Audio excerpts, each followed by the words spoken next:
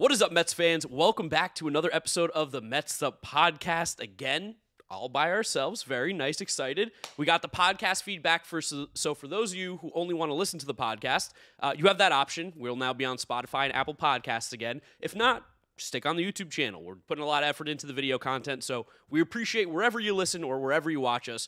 Greatly appreciated. Shout out to the amazing support we've gotten over the last few episodes. Crazy good stuff. And we're going to talk about Sean Manaea. We're going to talk about some trade rumors because there have been some big names flying around. And then also just kind of a little bit of housekeeping because some teams that are going to be competing with the Mets this season made some big moves as well. James, how are we feeling, dude? Feeling good. Sean Manaea move is, I think, exciting to a degree. Maybe not as exciting as some people have made it out to be, but I think it is nice the fact that the Mets have added another pitcher who very simply can pitch and can pitch better than most of the other guys that were on the roster. It's a good thing right now. The rotation got stronger, got deeper, and got a little bit more stable, which is good. I mean, I guess we're going to just talk about Sean Manaea right now. Right then. But Manaea is someone that is probably getting a little more play than he should on social media in terms of like what he could be to this team. Because it's the Mets. Because it's the Mets, and because we want to feel excited as Mets fans about something going on this offseason, because relatively speaking, again, underwhelming probably from the casual fan perspective of like none of these guys are big names, none of these guys are particularly difference makers, but we've said it multiple times now on this podcast. When you look at how the roster's built, difference makers would obviously help a lot, but like they do have a bottom line that makes them like you just need to have a competent major league team where we're filling it with a lot of competent players. I think that term difference maker might be being misconstrued by you a bit right now. Where True. I think like a difference maker on a team, like there's a difference between a difference and a difference maker, double difference. A difference between a difference maker for 162 and a difference for a difference maker in October. And okay. I think that a team that you want to get to the playoffs, you just need a lot of competency in pitching. That's where the Mets lagged last year. So this is a difference maker in a regular season stance. I don't know if the Mets make it to the postseason. He'll be very much, unless there's good development that happens, which is always possible, that he'll be a significant difference maker once you get to the postseason. That whole like thought exercise kind of reminds me of the fact like John Gray last year. Like kind of reversed this, where like the Rangers picked him up a few years ago. They're like, we need competency in this rotation, and then it was kind of like actually the difference between like a John Gray and a Dane Dunning, which is kind of funny to think about. Where I think about Sean Manaea kind of between them, but John Gray wasn't a difference maker in the regular season, just injuries, ineffectiveness, comes out in the postseason, is a reliever, and just dominates because he throws 97. It was great. Whereas a guy like Dane Dunning can pitch in the regular season and have an ERA that was lower than everybody would have thought for like 120 innings, more than anybody would have thought. And that is a big reason that the Rangers even get to the postseason. Even using the Rangers again, a guy who's still a free agent who Mets fans clamor for, Jordan Montgomery.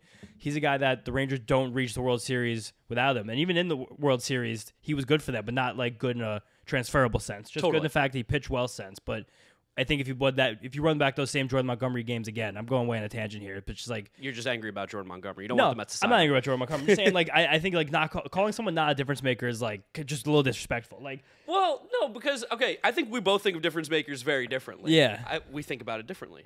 Difference makers. Difference maker. We're talking about like you sign a Yoshinobu Yamamoto, you sign an Aaron Nola. Those are difference makers. Like all of a sudden the bottom line of your team just got raised a bunch. Like you went from... But that's what I'm saying. I think the bottom line of the Mets team did get raised a good bit by getting another competent starting pitcher, just not maybe in the way that seems very obvious right now.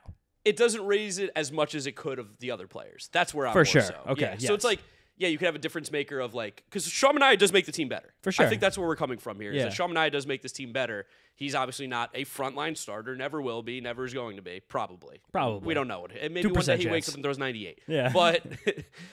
He's very competent, and that is clearly what the Mets have been trying to do this offseason, is get a competent major league roster, because as you mentioned, starting pitching last year at times was just super bad. Yeah, impossible to even deal with. And just off the bat, 2-year, $24 million deal with an option for that second year, which is almost the exact same contract Sean Manaea signed last year with the San Francisco Giants, coming off his 1 year with the Padres.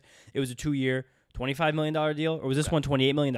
This one's 28. 2 for 28. Last one was 2 for 25. I got stuck in between. So, like, off the bat, I'm thinking in my head, like, okay, this is a player who, since he got that player options, like, I believe my value will be better next year compared to this year. That was also the same bet he made himself last year. And he was true by about $1 million. Yeah. So that is right. So, like, okay, like, there's some confidence here that, like, the next year will be better than the last. I think that's the biggest thing the Mets did here that I think is important, where you're signing a guy who may not have had his best season yet, which is very important for pitching analysis and when signing a free agent. You want that next year to be better than the one before. You're paying for the next one, not the one before. So a lot of people have been throwing out old Sean Manaea stats from the A's, old volume stuff he used to do. I think we very much have to only look at like what happened the last few years for Sean Manaea, at least the last two, to kind of paint the picture of what he is and what he can be. Yeah, and You were telling me a story before we started recording about an article that you read where he had that horrible, horrible year with the Padres we know about that kind of knocked off the perceived opinion of Sean Manaea, because it was always with the A's, man, there's something here, when's it going to happen? And a lot of the time it was because he couldn't stay healthy for a full season.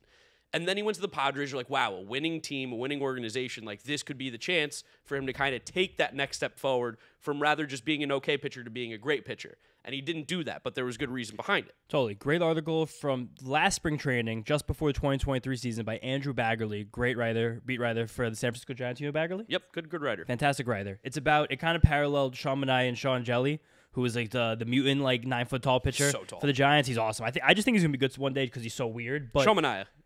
And Jelly, both of them. No, I'm saying, just go back to Sean Manaea. Yeah, Sean Manaea, too many tangents. But basically the fact that he was kind of getting ready that year, 2022, still with the A's, trying to work on some stuff, tinker with some stuff, trying to learn some new things. But he got traded to the Padres just prior to opening day.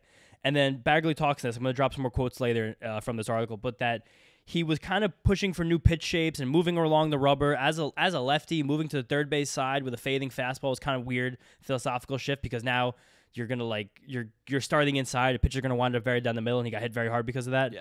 But basically, he was trying to make adjustments, but he couldn't really give them the time they needed to see if they were going to work, because it was trial by fire. Like, I'm on a winning team. Again, he was traded just before opening day. So if something didn't work, you had to scrap it, go again, try something new, because your results were really important here.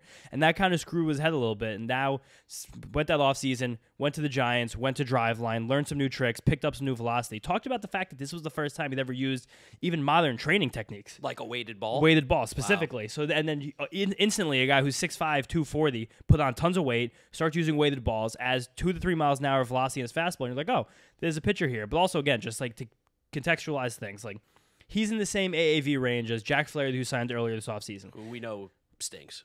Sure. As John Gray, who we talked about before, as Kyle Hendricks, as Zach Eflin, which makes me want to literally die. That one hurts. Yeah. As Tyler Anderson, as Jose Quintana and Luis Severino are they on this team, as Kyle Gibson, as Kyle Freeland, as Alex Wood, as Andrew Heaney, as Ross Stripling. This is the tier of pitchers for money, and usually the market dictates kind of what the guy's going to be. We've talked about the fact that these major league offices now have a hive mind. No one's going far away or against or opposed to what teams are going to offer. No one's really blowing anybody out of the water, which is, again, part of that Yoshinobu Yamamoto discussion from a few weeks ago.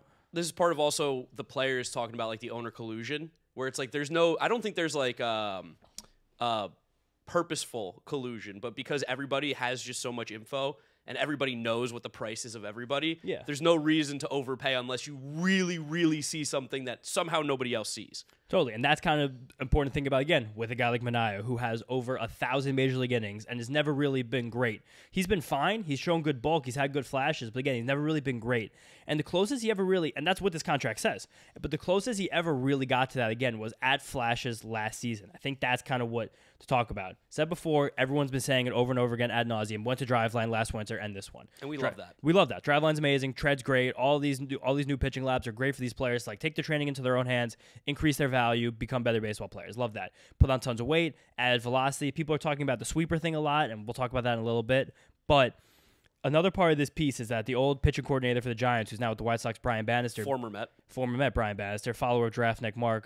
Would love to get him on this podcast one day, but that's a pipe dream. It might be tough. He might be busy. busy. He works for the White Sox, so it's going to be a hard one. But he basically said, he sat Manaea down, was like, hey, you're not the same pitcher anymore, man. I understood you were a change-up, running sinker, four-seam fastball kind of guy. You were pitching to contact, trying to stay off the barrel, but you throw 94, 95 now from the left side. He was like, there's no reason you can't be Robbie Ray or Carlos Rodon. You kind of had to, he said he had to get this mindset into Sean Manaea. It was you're a different pitcher. And I'm sure that's a really hard thing to adjust to, again, as a pitcher like Sean Manaea, who, again, coming into this year had over 850 major league innings and, had pretty good results doing it, was making $12.5 million. It's not chump change. It's not superstar money, but it's also you're pretty happy. Yeah, I was paid for a service. It's hard to rewire the way you are as a baseball player in your head. So I'm sure that was a reason for some of the ups and downs you went through. Especially because he's a guy who he's playing for his next contract still. Even when he signs a 2-year deal. And one with an option. Yeah, one with an option. He still is playing for more. Garrett Cole, all those guys, they get those years because they're so good. They don't have to change anything. They can just keep being the same pitcher they are, and everyone's very happy. A guy like Sean Manaea is that could be scary. It's well, I just got a 2-year contract for $25 million. If I change it, what if I don't get signed? What if I stink even worse? And now I just cost the money that I could have made this offseason. Those are all things I'm sure these guys think of, but it is encouraging that Sean Manaea saw those changes, made those changes and was able to put those into practice last year with the Giants. And this also ties back to, again, that year with the Padres where he seemed very unsettled, uneasy. He said, I was all over the place. I was always searching, still in this Andrew Bagley article. Last year was the best thing for me, lighting a fire under my butt and getting my routines down. I can't stay in this game if I'm lazy. It's disrespectful to the people who came before me and will come after me. I realize if I want to be up here and I want to be the person I can be, I have to put the work in, do the little things that most people don't think about. That's a lot of good stuff. That's dog stuff. But again, then when he got into the season, it was like still a little bit back and forth. It was a little weird. He started the season as a traditional starter for this Giants team. He had more velocity, but the sweeper that people were talking about wasn't part of his repertoire. It was running four-seam fastball, a lot of arm side run, a little bit of lift on it. It was a changeup that he's been tinkering with that shape for a few years. Now it had more drop, and now that it had more velocity on his fastball, different velocity gradient made the changeup more effective, and like a harder gyro slider. When I say gyro slider, it's more of a slider that kind of drops on you rather than like a sweeper, like a slider, like moving more horizontally. Better for the YouTube people right now, but more of just like a dropper, which you see more from lefty pitchers because that's better against hitters from both sides of the plate. Edwin Diaz throws a gyro slider, yes. Right? So that's the best example for you guys if you're thinking about what you can expect from the slider shape, maybe. Doesn't move a ton, but it's more of like, it's changeup-ish, but it will have less velocity in the changeup, and it'll definitely move more, and then it'll be spinning significantly more of it too. So the guy, if there's high, will pick it up a different way. But he started that season. 6 of his first 8 appearances were as traditional starter. 1 was as a bulk reliever with an opener. 1 was just as reliever. Big theme here is that the Giants were putting him all over the place the whole season. Which is also really tough, probably, totally, as a pitcher. Especially when you just reworked your whole repertoire. You just had a whole year to try new things. Now the organization's like, we're going to give you stability. And then they keep trying you new ways. Really weird. I'm sure that was probably had to do with the fact that, again, I'm sure everyone in the league offered Sean Manaea the same contract. I'm sure he went with the Mets. I'm sure they gave him a little more stability in his role. We'll talk. Seemed like he'll probably be a starter more likely. Yeah, we'll talk about that more in a little bit. But again, velocity was higher, no sweepers, fastballs, changeup, sliders, a 25% strikeout rate in those first 40 innings. It was really good. Fine, super fine. But walking a lot of the guys, and he got completely blown up. He had an 8 ERA against some of the worst offenses in baseball. The Nationals, the Mets, the Cardinals, the Padres, the Brewers, the Royals, the Tigers, really bad. He got blown up by bad teams. So then they pushed him back to the bullpen, and this is where he brought that sweeper on. The velocity, it still went down a little bit just because start of the year, but it still kind of held really nice in the middle. Sweeper got really good results, and then by the end of the year, they pushed him back to the rotation. I think they were just 1 out of arms, and 2, they'd kind of fallen out of the playoff race, so maybe it was like a nod to him, be like, all right, you've been saying you're a starter all year. Be a starter for a month. Go make your money. Was his option a player option or a club option? I believe it was player because he opted out. Okay. Oh, he opted out. Okay, gotcha. Because I was going to say maybe that was also one of these things, too, where the Giants were like, we got to see if you can be a starter maybe, and that would give us more incentive, but it's moot now. Yeah. Then those last 4 starts of the year was awesome. 2.25 ERA over 24 innings, 18 strikeouts versus 2 walks. Command was good. He was missing enough bats. It was really good. It was very Quintana-ish, if I got to say. But then the fastball velocity went down again as he was starting. It still would never got down near to where he was with the A's and the Padres. He definitely put on the weight and he had more velocity, but he went down from 94.5 to back barely at 93 by the end of the year. Okay. So again, it's still about a tick and a half higher than where he was, but still lower than where he was. And again, once he went back in rotation, the sweeper evaporated again. He almost threw none the whole month of September when he was a full-time starter. Went back to the harder slider and a lot more changeups. So it seems like that is kind of the starting recipe for him, and it got really good results. And that probably is what the Mets saw and all the other teams saw. We're like, okay, we saw this little bit right here where he was a very effective starter for a short period of time. We could probably make him a starter. Give me the TikTok pitch for Sean Manaea here. I mean, if we were making a TikTok, which we are, we're setting it up right now for you guys. This is a little behind the scenes stuff. What's the Sean Manaea TikTok intro? Sean Manaea TikTok intro. Let's think. Can Sean Manaea be a successful starting pitcher? Good start, right? Yeah. Or are we going with the Sean Manaea is not a TikTok video guy? Yeah, Sean Manaea just simply is not a TikTok guy. Sean Manaea had different roles last year. Picked up velocity. But then it went down by the end of the year. Picked up a new sweeper they didn't use traditionally as a starter, and still was okay, but who knows how it's going to keep going in the future. Yeah. I mean, I think that's kind of also where we want to now bring the conversation back to is what to expect from Sean Manaea. Yeah. And that kind of how we started the conversation, which was people are talking about him more than he probably deserves to because it's the Mets and everything like that. At the end of the day, is a depth rotational starter. It is, and that's why I kind of framed where his contract is in terms of the rest of the league for you guys as well. It's guys like Andrew Heaney. It's maybe we can get another stop out of these guys. It's guys like Kyle Hendricks. You put you in the rotation, I don't have to think about you. Yeah, 5 days, see you next just week. Like Jose Quintana. That's kind of what it feels like. He's just bigger than them, and he just kind of has fun hair. So I think people kind of keep going back to this. And he has the drive line thing right now with him, which is great. He's making improvements as a player. Right? And maybe the sweeper does come back in rotation. Maybe he finds a way to use both his sliders at the same time. I saw Baseball Prospectus writer talking about this morning, the fact that Manaea has used like these kind of sweeperish sliders going back to 2020 in short spurts. But now he went to drive line, made that pitch better, and that's how he was more confident using it. But when he was only using it in the bullpen compared to rotation because sweepers don't perform well against hitters the opposite side of the plate, especially when they see them multiple times. Another huge fact about Manaea last year, I think he only completed 5 innings 7 times the whole season. Checks. And he only faced 43 hitters the third time through the order the whole year. And that's a small sample. It means nothing. But the ERA was 9, and hitters' averages was 300 that third time through the order. Oh, yeah. We're going to have games this year where Sean Manaea is going to have like a no-hitter through 4, and then like Ronald Acuna and Austin Riley are going to be due up. Get them out. And the Mets are going to get the guy the fuck out of the game. Hopefully they're doing that. Right? That's what I want. But truthfully, and again, that would be good process. Like, I think that Mets fans are just dying for this to be like, here's our 5-man rotation, here's what's going to happen. But it seems like this signing, as well as some of the other things that are happening this offseason, as well as like keeping Jose Budo and Tyler McGill like on ice, I think it's going to be a little more modern deployment of these pitchers. Like Sean Manaea is probably a guy who's not going to see a third time in the order unless he's able to use that slider and sweeper together effectively to where the sweeper's getting lefties once in a while against righties, the changeup and the gyro slider used against both, and the fastball's getting hitters both sides to play out, which I think it can. Fastball had great results last year with some extra arm side fade and more velocity. A really good pitch last year it was, but he's such a tweener, which is where that money comes from. Again, like where all his other contracts are like, this is a tweener kind of guy, and that's what he's paid as. And it totally feels like something that the Giants did last year was they split him with Tony Disco, Anthony Desclafani, for those of you at home who don't know nicknames. But like Tony Disco or him would start, go one time, maybe 1.5 times through the lineup. Yeah. And then they'd switch it because Tony Disco is a righty. Manaea, obviously a lefty. So and Disco, if I'm not mistaken, has a curveball as his most used secondary pitch. I'm going to lean to you on that one. Okay. I don't know what his pitches are. I'll double check. Those guys like kind of piggybacking off each other where you're getting 2 pitchers to basically give you 1 quality start, which is kind of, I'm not going to say we can expect that from the Mets, but we wouldn't be surprised, or I think we both wouldn't be surprised if you see like a Manaea Budo or a Manaea McGill, or maybe even maybe Mike Vassell gets called up and this is how you ease him into the rotation. Maybe this is how you ease Christian Scott into the rotation. One of these prospect guys could piggyback off Manaea or be the opener, and then Manaea comes in for a little more length. Whatever that is, I think the Mets, this gives them a little leeway to be creative. Maybe he does it with Severino sometimes. Who knows? Like, I think, like you said, it's going to be very modern with how the Mets seem to be approaching pitching, which is probably going to drive 95% of Mets fans absolutely fucking crazy. Because, like, again, you're going to have, like, the no-hitter through 3, and I can't believe they pulled them. And sometimes it's going to work, sometimes it's not. But I think at the end of the day, you got to know that the process with these guys, like a guy like Manaea, the realistic chance that he's going to go 6 innings and be as effective as he was in the first 3, just unlikely.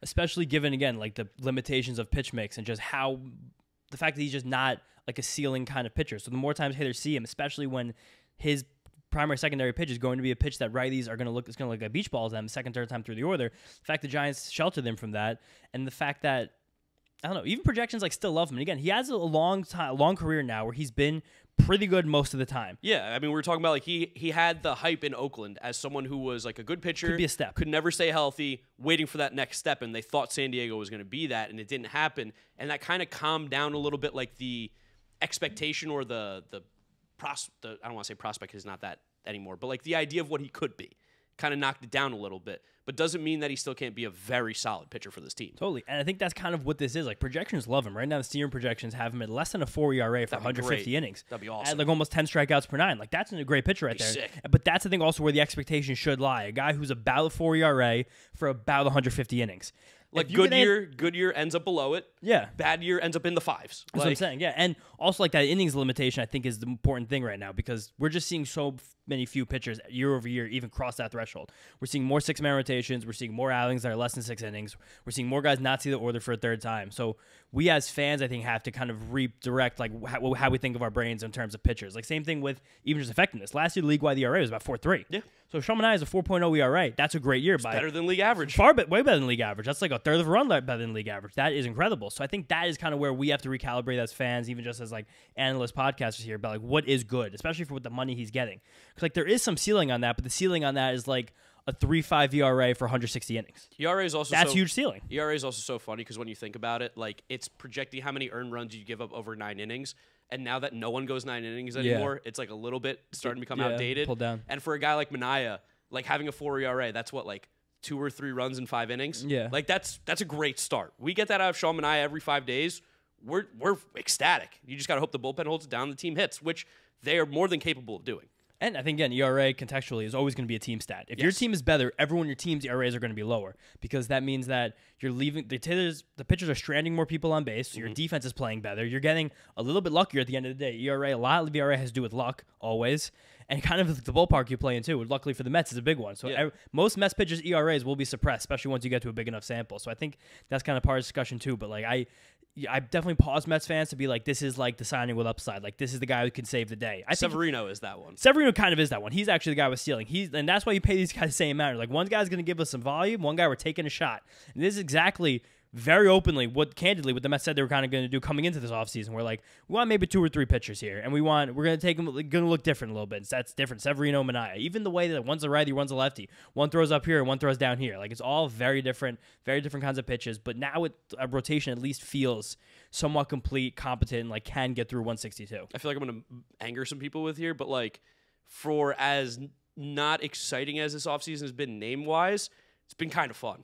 It's been kind of fun with like where the Mets are looking. These are all things that, if you've been listening to us for years, things that we had been begging the Mets. Like process. We want the good players around guys like these. Totally. Because like this is how you can build like a sneaky good team. And I don't think, and again, tempering expectations big time. Mets are at best the third best team in the National League East right now. Like the Phillies and Braves are still steps ahead of them. It's not close. You know, it's funny. Some of the projection systems are coming out. The main one being Zips on Fangraphs, and actually has the Mets and the Phillies right now like the same. Really? Both of them like 83. I can also understand why they would hate the Phillies because they are just like bad defense.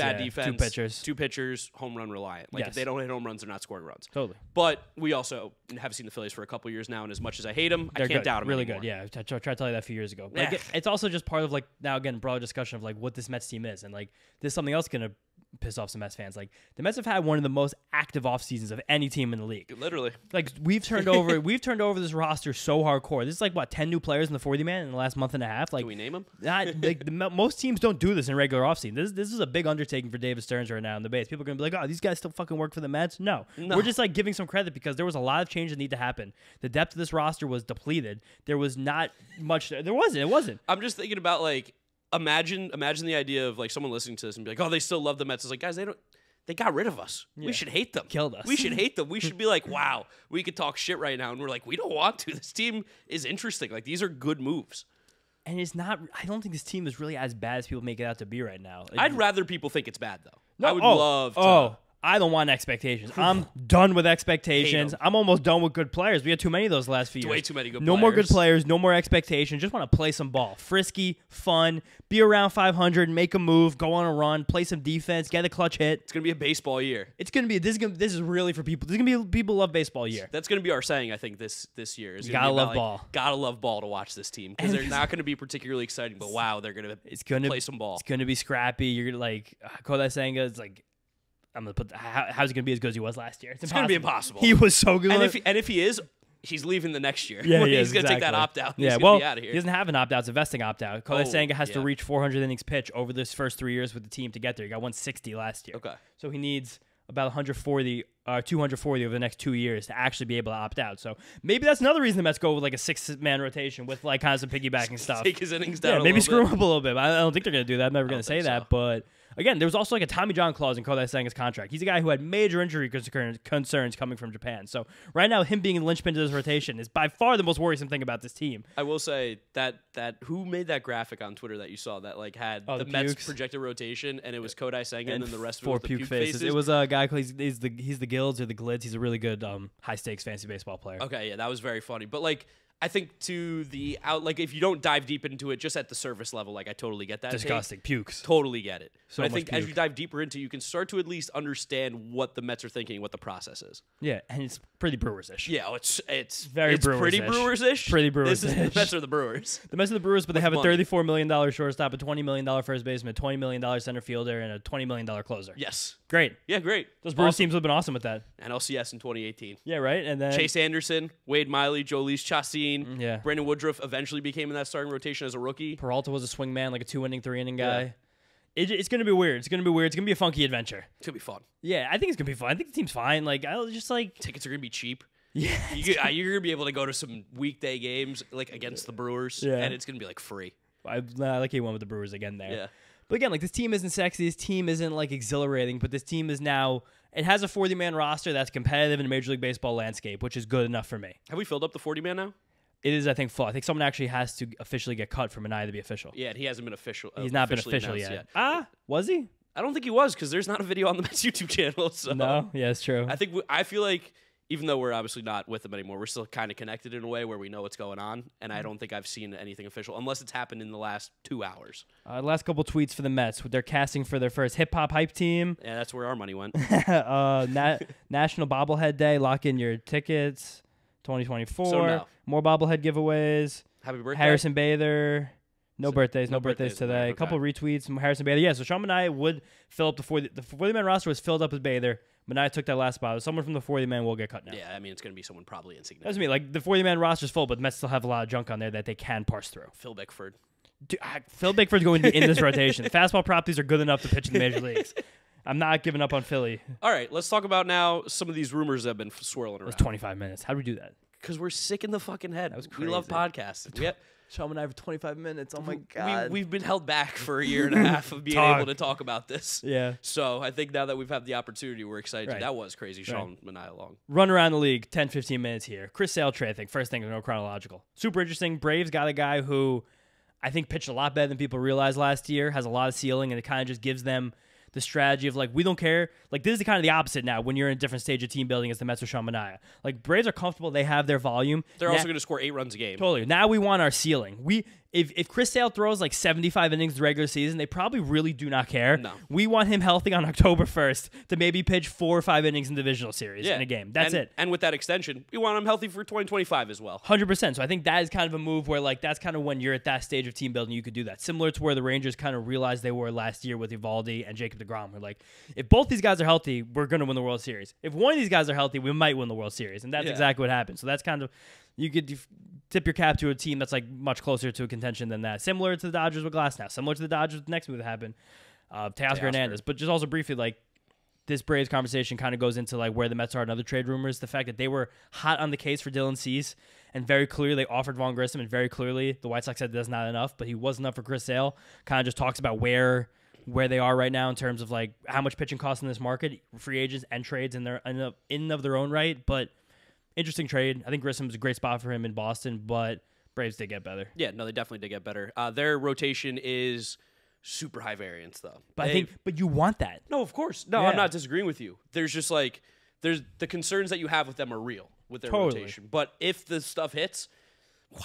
And even if it doesn't hit until like September 19th. Yeah. Well, they're making the playoffs. Just get there. We don't care. Like we can count on Fried, we can count on Strider, we can give Morton 140. The only time they won the World Series was when Acuna wasn't playing. That's what I'm saying. Yeah, they don't even need him. Yeah, the guy's he's not a winner. Not a team player. No, he's not a winner. But yeah, they're gonna bring up Hurston Waldrop this year. He's gonna be awesome for no reason. God, that one was so frustrating. He was so obvious.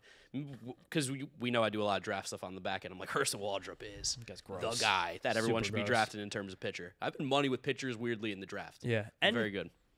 I just love the trade because it was so even. Like the Red Sox are going to miss the playoffs with Chris Sale. They're going to miss the playoffs without Chris Sale. And it's just like money they don't have to pay him now. And now they just got like 6 years of control on someone who's like going to play perfectly in their ballpark. High contact, right-handed hitter, awesome. 20 homers, 20 doubles off that Green Monster. 280. He's going to be. They're going to love him up there. He can play left field with his little baby arm and throw the ball like 65 feet to the shortstop cutoff. His little baby arm, so cute. Little Vaughn Grissom trying to play shortstop. Who could have ever guessed that was not going to work? But I think it just goes to show where the Mets are in these trade negotiations and where what you had to give up for a guy like Dylan Cease, who we're going to talk about now. Even a guy like Jesus Lazaro that we're going to talk about now, where someone who has hit really well in the major leagues but not fielded well and still had prospects shine on him could not get one of those. Yeah. You had to go get the guy who was old and not going to give you volume. Yeah. I mean, Chris Sale's what, like 32? 35 now? 34? He's 34? He's older. I thought he was sneaky still younger than we thought. 34, exactly. 34. On the head. Good call, James. Well done. You know numbers? No, you know ages, not numbers. I know ages on pitchers. I know handedness of hitters. I know pitch mixes, and that's about it. Yeah, don't know what way a pitcher throws though, lefty, righty. Really? Sometimes I don't. It's crazy. So much more for hitters. It's nuts that you don't know the pitching side of it, especially because you're the pitching whisperer. But nevertheless, so let's talk about these other pitchers now. First, Dylan Cease, then Jesus Lazaro. Cease is a guy that has been linked to the Mets. Maybe the Manaea, I think, threw some cold water on it. A lot of the writers and stuff are saying that it's much less likely now. Vaughn Grissom wasn't enough to get him. Cease is a guy who had one incredible year as a pitcher. Yes. Great prospect. Originally came over to the White Sox in the Eloy Jimenez trade. Jose Quintana trade. That was the Jose Quintana trade. It was Jose. Also, I'm called Eloy Jimenez trade. But yeah, Went over in that trade across town Chicago. One incredible year. I think it was 2019, 2021? 2021. 2021, where he's just one of the best pitchers in baseball. Cy Young candidate, lights out, no one could touch him. Fastball throws hard. Slider's great. Some people have always thrown cold water on him. My guy Nick Pollock from Pitcher List has really never believed in his stuff at all. Kind of thinks that one year was the outlier. And Really? And it kind of seems like that now, but like it feels very obvious that a White Sox team that hasn't really invested much in the pitch development or pitch design or computers or technology. Now first year they're going to. So I think that means Chris Getz, Brian Bannister means there probably is more ceiling on Dylan Cease. I think the Mets to get him. I mean, you're gonna have to give up a lot, like you said. Like the Vaughn Grissom wasn't enough. Not enough. What would that even look like for the Mets? Because now we can talk about some prospects a little bit here. I'd love to give them Kevin Parada. Do they want Kevin Parada? I think everyone now across the league is kind of aware that Kevin Parada was a little bit of fool's gold. Is what he is. His college swing decisions, nor exit velocities, were really high grade. Just you always produced, and that got him drafted so highly, especially as a catcher. People thought could definitely hold down the position defensively in the major leagues. And I'm not going to penalize the Mets for taking him there because that was the year we had the 2 first-round picks. And Parada was like a top 5 projected guy and dropped like quite a bit down to the Mets. So it's kind of like one of those like value-perceived it's things. Value-perceived because those teams knew that the swing decisions, exit velocities weren't that good. And I'm not going to say that there's not a world where Kevin Parada doesn't come up and isn't good. No, it's definitely fine. Totally exists. To be fair, we don't know as much probably about him like as necessary. It's just like from what we've seen and heard, he's relatively unimpressive. Yeah. I think is the word I would use. He so far he has not beat the Kevin Plawecki allegations from me. Yeah, that I gave privately, just as a guy who was also a great catcher in college, first round pick. He was a batting champ in the minors. That's saying, and also just so was Tomas Nido, but also just never really had either the swing decisions or the raw power, which is again where Prada feels. But again, I don't know. So I don't know. Yeah. I feel like you have to start this conversation with Luis Angel Acuna. You think that's the guy? And then you have to see if they want him because that kind of mirrors the Grissom thing a little bit. Where I'm sure a team like the White Sox who are resetting everything, they're like, yeah, give me some prospects with high upside with who play premium positions. Yeah. And then you probably have to supplement that with maybe even a Parada,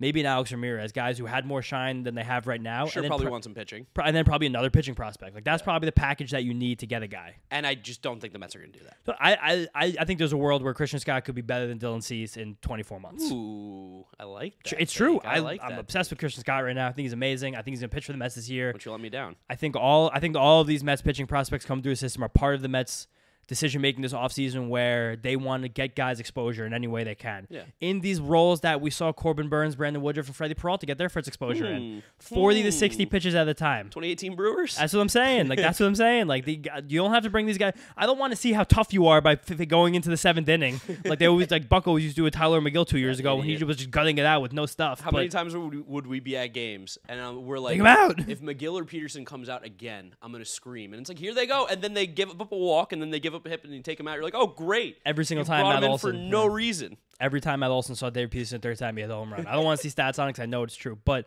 I think that's part of the context right here. Then you go to a guy like Jesus Lazaro. First, you think the Mets are going to trade for Dylan Cease? No. Me neither. I would love them to. Be cool. Don't think they're going to. No. Doesn't seem like it. Then Jesus Lazaro. Jesus Lazaro has always been the top prospect.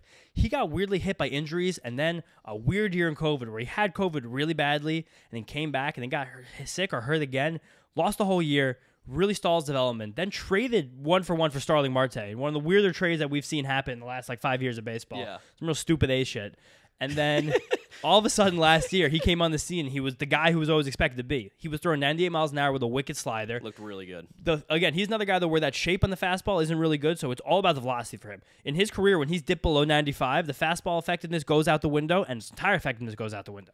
So he's very velocity-driven, because it's a fader, but not even that much fade, and no hop whatsoever. He kind of throws from an interesting arm angle of where it's 3/4-ish, but it doesn't really allow also him a lefty. to get No, a that lot of zip on it, in terms of that what looks like a rising fastball. He doesn't have that at all. It's also hard for lefties to get that in general. Because just their release points. That's what I'm saying, yeah. But usually a lot of lefties, like Manaea's case, you kind of lean into the fade on it. Usually you want one of the two with your fastball to make it really good. Either you get the hop and hitters are swinging under it, or you get the fade and hitters aren't getting a barrel on it. Yeah. So that's kind of part of it. You either want a lot of one of them, not really a lot of both of them, because then if you get a lot of hop and fade, then it's just you're kind of just on the back path. With Jesus Lazaro, do you think he's going to cost more or less than Dylan Cease? I think significantly more. What's his control? Take a look at how long he has 4 more years. He has 4 more years? Oh, he's going to cost a lot. That's like Jet Williams, Luis Angel Acuna, maybe I'm not all in the same trade, but we're talking about multiple upper end prospects. A combination of those, including Drew Gilbert, probably Ryan Clifford as well, maybe a Christian Scott. Free agent 2027. Yeah. This is first year of arbitration eligibility. Oh, he's going to cost an insane amount. An arm and a leg. There's almost no shot I'd say there's a negative 0% chance that the Mets get this guy. I don't even know who would have enough to trade for him right now. The Dodgers, just because their farm system's always loaded. Like who? Mets farm system can do it. We're top 5 suddenly. We're Yes. going to talk to Matt Eddy very soon. We're going to do a full overlook of the Mets minor league system. We're going to bring it in for you guys, Baseball America style. Orioles? Yeah, but they're just That'd be a fun place to have him they're pitch. poor. True. Yeah. Yeah, but they're like sort of poor. I guess, but also all their prospects are the same thing. The only thing the Marlins have, a lot of infielders who aren't elite at defense. Who are the Marlins infielders? I mean, they just have second baseman all over the field. They have horrible players, though. I know, but I don't know. Do you think they would take a Kobe Mayo, a Connor Norby, For sure. and a Chase McDermott? Have you seen their farm system? Yeah, I guess. I mean, it's horrendous. if I were them, I probably would look for a guy like Kobe Mayo as like a headliner for that deal. 'Cause he's an elite power prospect. Oh, maybe the Orioles He's a are. Florida kid too. Maybe the Orioles are he lurking. weirdly went to the same high High school school is Jesus as Lazardo. Jesus Lazardo. Yeah, wow, that's funny. Full circle. How many Orioles or Marlins fans you thinking of that? I don't know, man. How many are even listening to this podcast? Probably 0. Yeah, gotta be. We're gotta 2 be or the only 3? 2 sick people on the planet besides those 2 guys that knew that they went to the same high school. But again, the crux of this, if the Mets want to trade for Jesus Lazardo, you probably have to have Jet Williams. They're going to ask for Drew Gilbert. I'm going to say no. And then one of the high-end pitching prospects and another high variance good prospect. I really don't want to give up Jet either. I don't give Jet at all. Jet's incredible. We tweeted today from Mets'd. We're going to have prospect Mondays. Prospect stats on Mondays from Mets'd. Especially because the Marlins, that's a poor team. We know that. They have no money. The more and more that Lazardo's contract keeps going and going, they're losing leverage. So it's like one of those things where it's like, show me Lazardo pitches well again. But the rest of the league knows that, so they're going to Correct. wait them out. But the Marlins also probably have a bit of an urgency to trade. But also, maybe the Marlins don't have an urgency to trade. They made the playoffs playoffs last year. Yeah. They did lose their best hitter, but they made the playoffs. They got rid of their president stepped down, Kim Ng. Yeah, and 'cause Sandy they don't Alcantara's not going to pitch this year. I think they were mad about winning, it seemed like maybe. Yeah. So maybe they will. But I don't know. I can't see them trading him. It's a rumor going around right now. I think it's a combination of him being far too expensive and the Marlins just needing far too much in return. That's likely not going to happen right now. Like with Cease, you're probably buying at the low right now. Lowish, but Lowish. you're not buying at the low because right now is the last time he's ever going to have the extra year control. Second the season starts, there's no more extra year control because now you're in the year. Jesus Lazardo, we would be buying for sure at the highest. The highest by far he's ever been. Maybe old time's sake, give him Starling Marte. A deal. A deal. You want Shake Starling on Marte for Jesus Lazardo? Let's do it again. Run it back. I'll drive Starling right down to Miami. Oh, that would be a great video. That'd be a fun car Boys ride. drive Starling Marte. Why he would agree to that, I don't know. I wouldn't. He didn't want to come on the podcast when we were working with the Mets, so I doubt he wants to be in a car for 20 hours with us. Last one, Masataka Yoshida. This is one that we've seen people talking about in Mets world.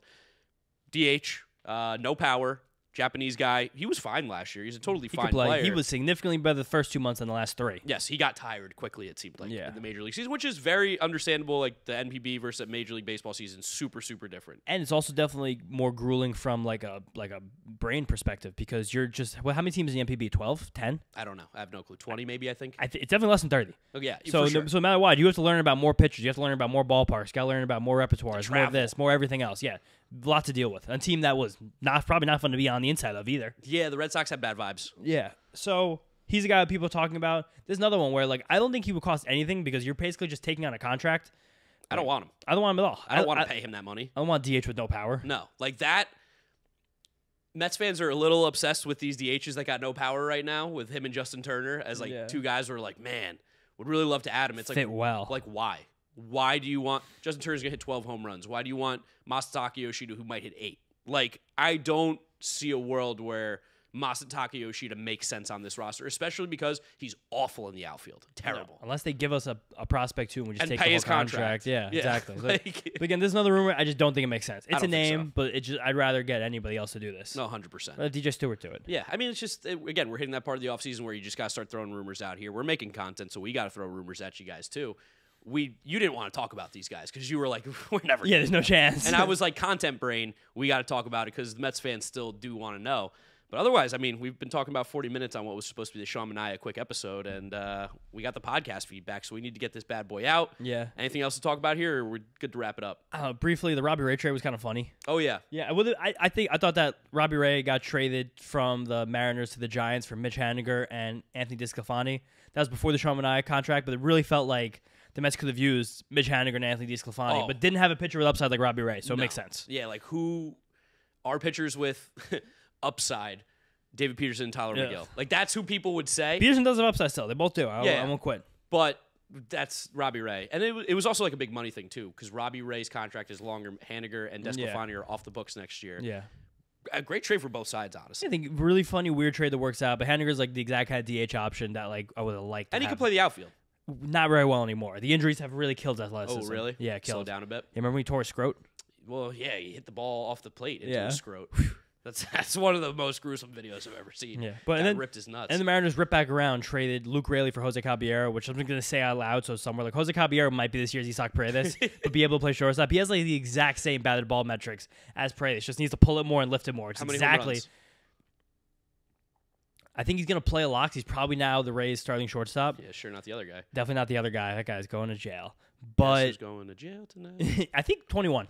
I like that number. That's 21 a good line. 21 That's a good line. homers. I was thinking 23. 21 might be 21 better. and a half. Well, we're going to sit there. But fun trade, and the Rays are really good at getting a player like that who can just, we're going to squeeze some more power out of you. They're going to do with Richie Palacios, too. You think so? Shout out Brooklyn. He is a Brooklyn kid. The Shout out Palacios Brooklyn. brothers. Yeah. Where is he the one who went to like Lincoln Tech or went to a Brooklyn high school? Because one of them went to Brooklyn high school, one of them went away. I'll be honest, I don't know. Yeah, I thought you'd know. It was a Brooklyn guy. Richie was a driveline guy. Oh, okay. Apparently, he's added 7 miles an hour to his max exit velocity. That this feels like offseason. a lot. Yeah, it feels like the Rays are gonna be like, all right, pull it over that fence right there. And then you'd be like, oh, he hit 20 home runs. Like, what the fuck? Yeah, exactly. Him or Okay. John DeLuca, whoever gets the playing time. Yeah, Tony Disco and Mitch would have been nice, but again, we just didn't have the stuff to give for there. And Teoscar Hernandez signed a 1-year contract to just have fun with the Dodgers. We were never giving him $20 million. Good for him. We weren't giving him $20 million for a year. Dodgers are amazing. Dodgers are amazing. Hey, you know what? Good year to just kind of fuck around a little bit. Yeah, good one to mess around. Was this year we wanted to be like 100 million over the luxury tax again? I don't know. Maybe not. Maybe not. And I think that's where we'll wrap up this one for you guys. Thank you so much for listening. Thank you for watching. Remember to follow us on our social media at Mets'd on Twitter, Instagram, and TikTok. Links will be in the description if you're watching the YouTube video. The podcast feed is back, so if you'd like to listen to it on your way to work or in the car, you have that option now. But we also appreciate all you watching on YouTube because that does help us make some money, which would be great. And if you guys are watching on YouTube, it would be really great for us as we try, sell this thing again, make some money. Not sell out again. We're not gonna sell out again. Probably unless it's a lot of money. I mean, but yeah. So just go, even if you watch it, if you like a diehard YouTube subscriber, go on the podcast feed, either if it's on Apple or Spotify, whichever you got, and just click subscribe. Helps us a lot. To push this to people, maybe sponsors in the future. 1000%. Guys, thank you so much for listening and watching. We will catch you on the next episode of the Messed Up Podcast. Peace out. Peace out. See you guys next time. The YouTube comment's been hilarious. Stick with him. Yes. Bye.